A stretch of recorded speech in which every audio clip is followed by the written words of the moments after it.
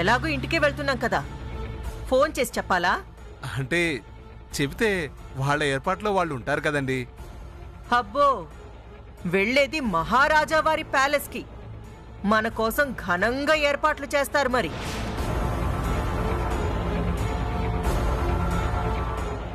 ఆ ముష్టి ఫ్యామిలీకి మనం వెళ్లడమే ఎక్కువ. ఇటుగా అప్పుడంటే మీరు మేము వేరువేరు, ఇప్పుడు అలా కాదు కదా. నేనేమో మీ ఇంటల్లుడిని, మీ అబ్బాయేమో మా ఇంటల్లుడు. కాతంత మర్యాద ఇచ్చిపుచ్చుకోండి. అబ్బో, తమరి మొహానికి మర్యాద ఒక్కటే తక్కువ. మరి మా అమ్మతో పెట్టుకోవద్దన్నానా? ఎందుకు అనవసరంగా ఆవిడ్ని గెలుకుతావు? కాసంత సైలెంట్ గా ఉండండి.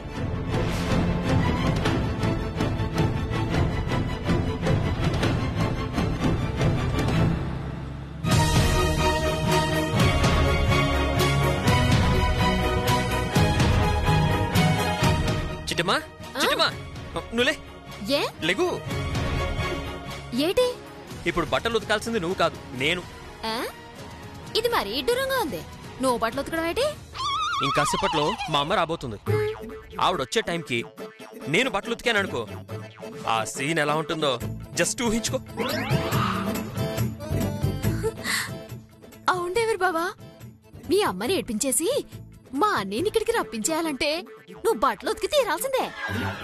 అంతేకాదు, మనం ఆడే నాటకం చూసి మా అమ్మ కరిగిపోయి మా అక్కని బలవంతంగానైనా సరే ఈ ఇంటికి పంపించాలంటే నా దగ్గర ఒక బ్రహ్మాండమైన ఐడియా ఉంది. ఏంటిది?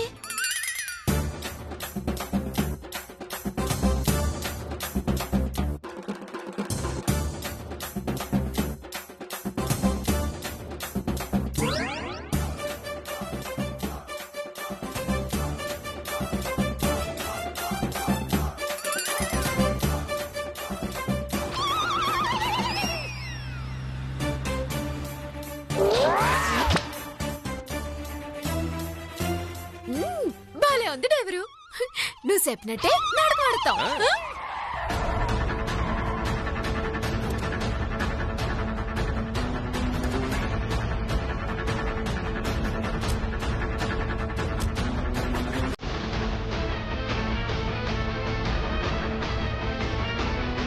అయ్యో చేతిలో డబ్బులు పోయనే, అయ్యో జేబులు ఖాళీ ఆయనే, అయ్యో కాలు బంగళా పోయనే, అయ్యో కడుపు కాడులు మాయమే.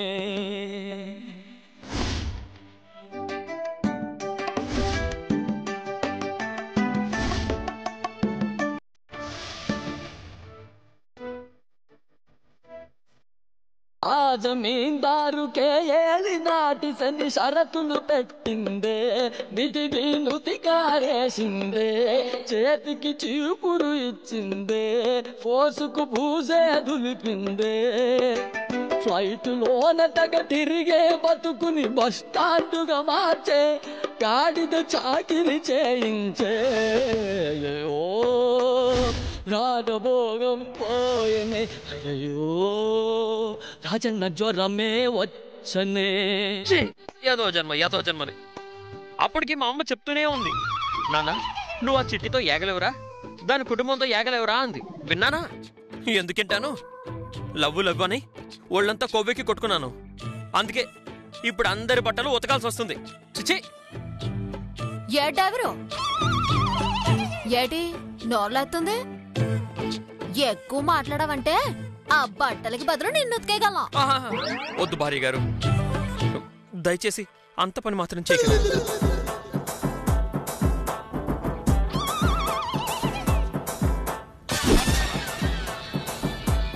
రాత్రంతా మీ కాళ్ళు పట్టి పట్టి పట్టి ఒళ్ళంతా పులిసిపోయింది. మళ్ళీ నాకు చాకిరేవి పెట్టారంటే ఇవాళ రాత్రి జరిగే శోభనానికి పనికి రాకుండా పోతాను.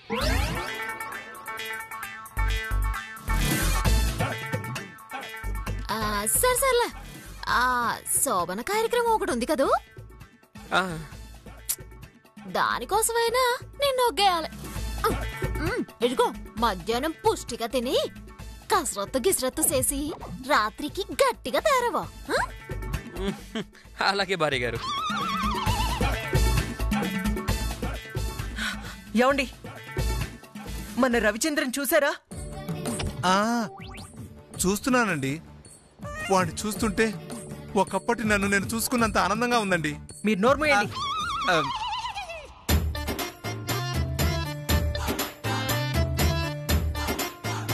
ఇదిగో అల్లుడో, మావయ్య గారు. చేతులు ఖాళీ లేవు గానే ఓ పాలి సొట్టెలిగించి పోరాదో. అలాగే ఇప్పుడే వస్తున్నా.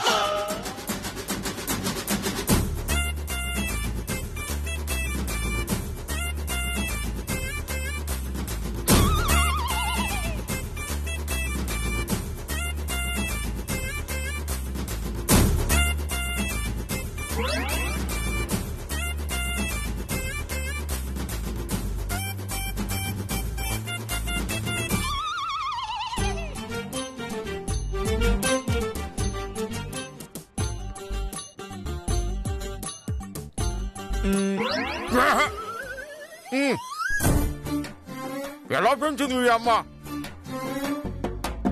కనీసం సొట్ట కూడా వెలిగించడం రాదు నీకు? క్షమించండి మావయ్య గారు, ఇప్పుడు వెలిగిస్తాను. ఇదిగో బతికినంతకాలం ఇక్కడ బతకాల్సినోడివే. కాస్త సొట్ట వెలిగించడం నేర్చుకో. అలాగే మావయ్య గారు, రేపటి నుంచి ప్రాక్టీస్ చేస్తాను. వెలిగించు.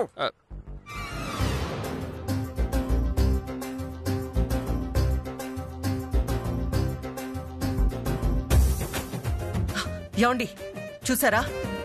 ఆ కుటుంబరావు నా కొడుకుతో చుట్ట వెలిగించుకుంటున్నాడండి. అబ్బా, ఏముందండి, నా కొడుకు ఇంతగా ఎదిగిపోతాడని నేను కల్లో కూడా అనుకోలేదండి. మీరు నోర్మయ్యండి. అమ్మా, ఇక్కడ జరుగుతుంది అసలు కళా నిజమా? నాకు అదే అర్థమై చావట్లేదే. నేనే అనుకున్నాను మా బావ నాకంటే ఎదవలాగా ఉన్నాడు. సొత్తంటే అలాగే అనిపిస్తుంది అత్తయ్య.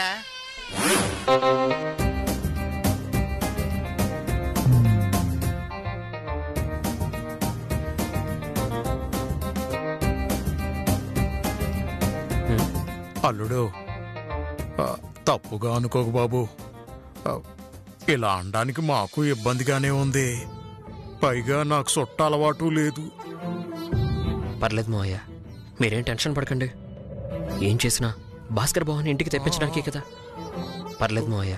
చేతున్నది ఆడి కోసమే అయినా ఇంటల్లున్న అవమానిస్తున్నావని చాలా బాధగా ఉంది బాబు. అయ్యో, అవే మనసులో పెట్టుకోకండి, నేను చెప్తున్నాను కదా. అలాగే మావయ్య, అలాగే.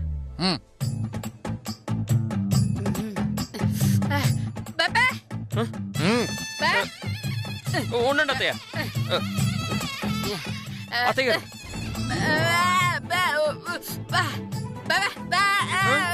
అత్తయ్య గారు, పొద్దున్న లేచిన దగ్గర నుంచి ఇల్లు ఉడ్చాను, ఇంటి ముందు కళ్ళాపు జల్లి ముగ్గు కూడా పెట్టాను. ఆ తర్వాత అందరి స్నానానికి నీళ్లు కూడా తోడాను. ఇప్పుడు బట్టలు ఉతుకుతున్నాను. ఇవన్నీ చేసి చేసి ఒళ్ళు పులిసిపోయింది అత్తయ్య గారు. దయచేసి ఈ గిన్నెలు మీరే తోముకోండి. భార్య గారు, ఇలా వేసేసిందేంటి? 3 పూట్ల పీకల దాకా తిన్నావు కదా, అప్పుడు లేని బాధ పంచడానికి వచ్చిందా? మా అమ్మ చెప్పినట్టు గిన్నెలు తోమావా సరే, లేదంటే నిన్న బండ మీద పడేసి కొరమిన్ సేపను తోమినట్టు తోంపడతాను. ఏడనుకుంటావు?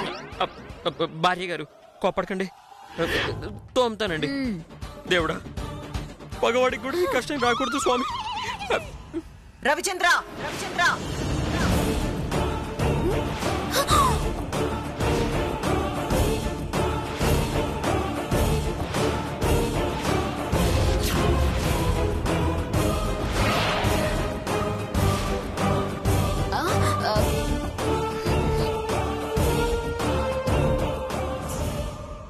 అసలు నువ్వు ఎవరివిరా?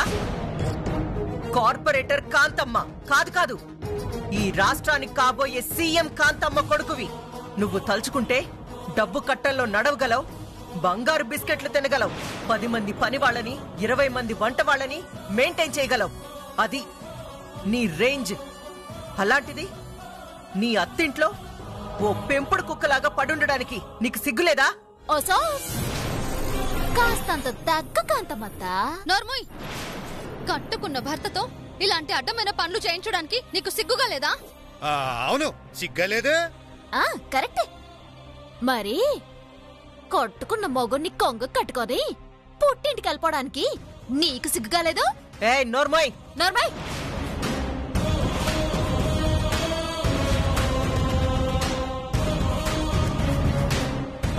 ప్లీజ్ భార్య గారు, దయచేసి నా ముందు మా అమ్మని తిట్టకండి. కావాలంటే నేను పక్కెళ్తాను, మీ ఇష్టం వచ్చినట్టు తిట్టుకోండి. నోరు ముయిరా పిచ్చదవా! అసలు నువ్వు మగాడివేనా? ఇదసలు నీ పెళ్ళావేనా? నీకిలాంటి చెత్త పనులు చెప్పి టార్చర్ చేస్తుంటే నాకైతే మండిపోతుంది. నువ్వెలా భరిస్తున్నావు? నేనేమన్నా ఆడదాన్న అమ్మా? ఆఫ్టర్ ఆల్ మగాడిని. మగాడి బతుకేంటో, వాడి విలువేంటో మా నాన్నని చూశాక నాకు అర్థమైందమ్మా. ఆయన కొడుగ్గా నేను ఆయన్నే ఫాలో అవ్వాలి కదమ్మా. అందుకే ఆయన్నే ఫాలో అవుతున్నాను. ఏడ్చావు. ఏ చిట్టి, నా కొడుకులాగే నీ అన్న కూడా నా ఇంటి అల్లుడయ్యాడు. అయినా ఎలా చూసుకుంటున్నాను? ఎంత గౌరవం ఇస్తున్నాను, ఎంత మర్యాద ఇస్తున్నాను. పేరుకి అల్లుడైనా సొంత కొడుకులా చూసుకుంటున్నాను. మహారాజులా బతికిస్తున్నాను. అలాంటిది నువ్వు నా కొడుకునేం చేస్తున్నావు? నీ ఇంటి పనివాడి కన్నా హీనంగా చూస్తున్నావు. ఒక్క క్షణం కూడా నా కొడుకు ఇంట్లో ఉండడు. రానైనా వెళ్ళిపోదాం. అదో ఒక్క నిమిషం అత్తా.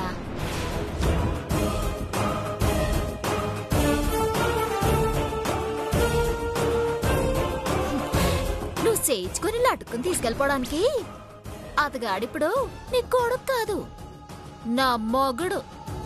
ఆయన నా మొగుడిని అటుకెళ్ళాలంటే ఇప్పటి నుంచి నా పర్మిషన్ కావాలా? కాదు కూడదు అని అటుకెళ్ళిపోదాం అనుకున్నావనుకో, నా చేతికి దొరదొచ్చేస్తుంది. ఆ తర్వాత దబడి దిబడైపోద్దే. ఏ నోర్మై, నా కొడుకుని తీసుకెళ్ళడానికి నీ పర్మిషన్ ఎవడికి కావాలి? బోడి పర్మిషన్. ఇప్పుడే ఈ క్షణమే తీసుకెళ్తాను. నీ దిక్కున్న చోటు చెప్పుకో. రానన్నా.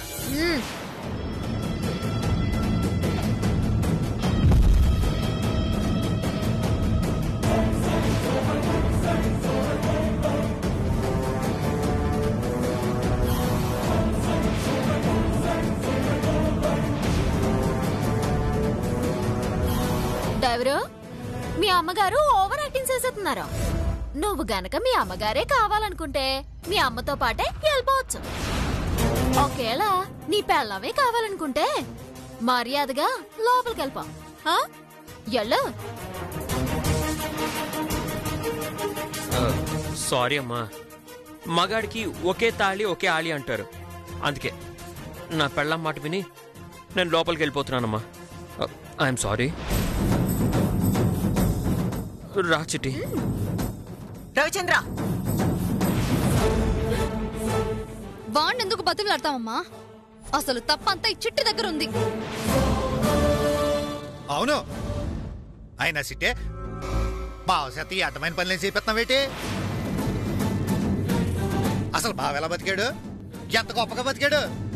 అలాంటి బావతో ఇలాంటి పనులు చేయించడానికి నీకు మనసు ఎలా ఒప్పింది? హలో అన్నయ్య గారు, మీ అత్తగారంటే కోటీశ్వరులు. కోట్లు గుమ్మరించి తమని మహారాజులా చూసుకుంటున్నారేమో.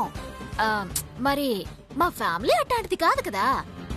ఏదో పాలమ్ముకొని జిలేబీలు అమ్ముకొని బతికే బతుకులు మనవే.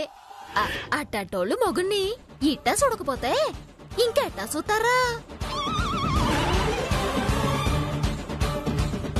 నిజానికి కాంతమ్మత్త తన కొడుకుని ఇట్టా చూడలేకపోతే నిన్ను దీన్ని ఇంటికమ్మాను.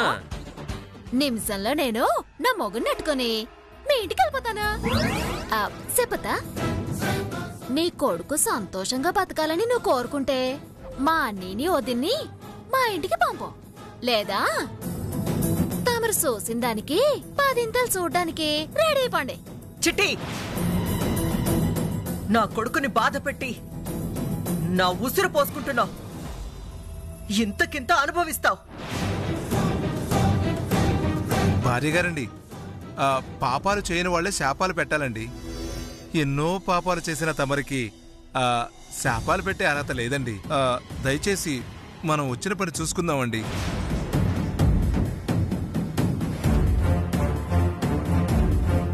నడువమ్మా. సాధ్యమైనంత త్వరగా ఈ శోభన నాపేసి తమ్ముణ్ణి త్వరగా మనతో పాటు ఎలా తీసుకువెళ్లాలో ఆలోచిద్దాం. అలాగేని. ఇదిగో చిట్టి, ఇంటికొచ్చిన వాళ్ళని బయట నిలబెట్టి మాట్లాడతావా ఏంటి? లోపలికి తీసుకెళ్లేదేమైనా ఉందా లేదా?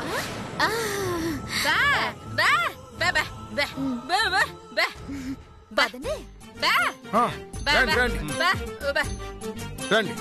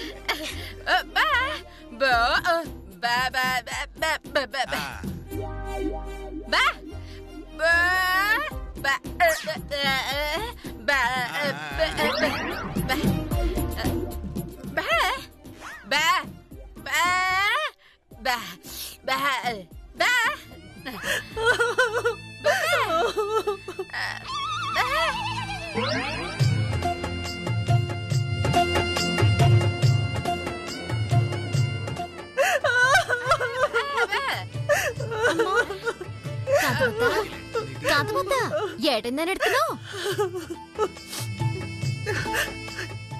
ఏం చెప్పమంటావు?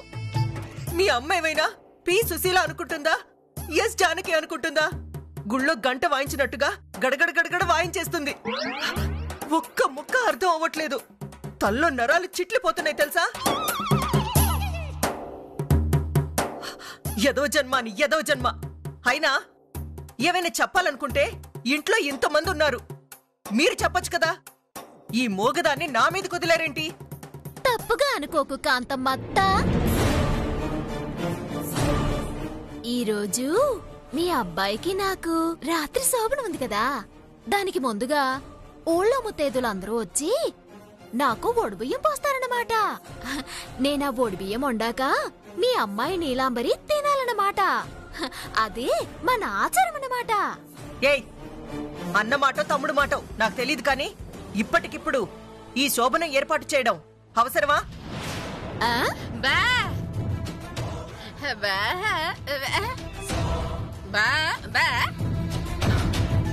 మీ అమ్మ ఏమంటుంది చిట్టమ్మా? నేను చెప్తాను.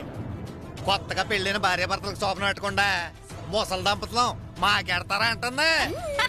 ఏ చిచి, ఏదో జన్మ. అడగకూడని ప్రశ్న అడిగినట్టున్నాను. అమ్మా, ఇప్పుడు ఈ డిస్కషన్స్ అన్ని అవసరమా? వడిబియ్యం కార్యక్రమం ఏదో చేసేస్తే వాళ్ళ తిప్పలు వాళ్ళు పడతారు, మన దారిలో మనం వెళ్తాం. కరెక్ట్ గా చెప్పావు నీలు. కాదమద్దా, నాకు ఒక చిన్న డౌట్ ఉంది, చెప్తావేటే? ఏంటది? నిన్న మీ ఇంటికి ఒక లాయర్ వచ్చాడు కదా,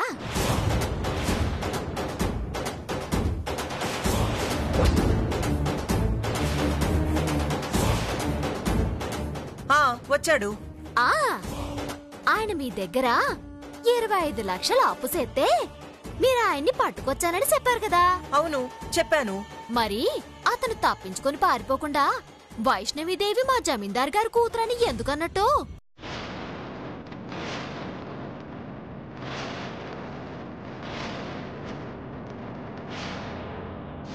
జమీందార్ గారు బిడ్డ, జమీందార్ గారు బిడ్డ.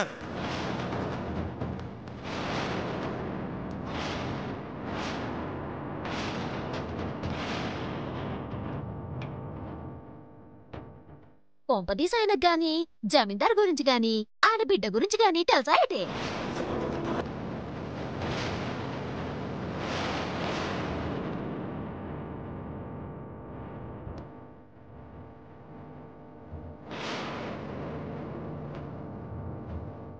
వైష్ణవమ్మ, వైష్ణవమ్మ, వైష్ణవమ్మ.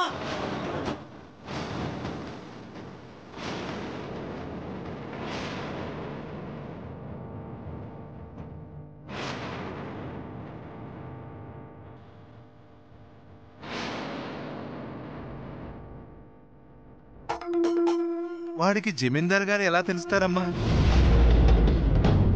మరి అతనికి అతనికి జమీందారు గురించి తెలియకపోతే అతని కూతురు గురించి ఎలా తెలుస్తుంది? ఎందుకు వైష్ణవిదేవి అని అన్నాడు? అవన్నీ మమ్మల్ని ఎందుకు అడుగుతావు? మీ నాన్నని అడుగు.